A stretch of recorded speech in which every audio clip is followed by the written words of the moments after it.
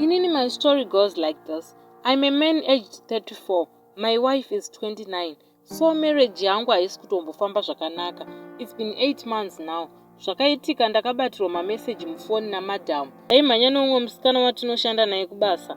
Mamessages acho aiva ari deep chaiwo. So madhamu vakabva vaforwarda kufoni kwangu zvose. Ndakazama kuexplaina but zvakashaya basa. Takachinjana mashoko kusvika ndamurova. Ndaitry kuzvidefenda semunhurume. Mukadzi akabva anyarara. After 2 weeks ndakabatirwa makondomu muhomwe dzehembe. Madhamu ndokubva atuma mwana nemakondomu aya kuti andipe, sezvo ini naye taisataudzana. Takanetsana futi namadhamu nenyaya yekutuma mwana ane 8 years kuti andipe makondomu aiva muhomwe dzetrauzi. So mukuchinjana mashoko ndakazoona ndamurova futi. Akabva ada kurongedza but ndakazoita zvechisimba kuti asaende. So kubva ipapo madhamu asina kana chekuita neni. I think mufaro wake wese watova kuvana nekuti ini haasina kana hanya neni kana kutaura kuti chakati mumba hamuna. Haaite chero ndikasiya mari ndinongowana iri pairi ipapo.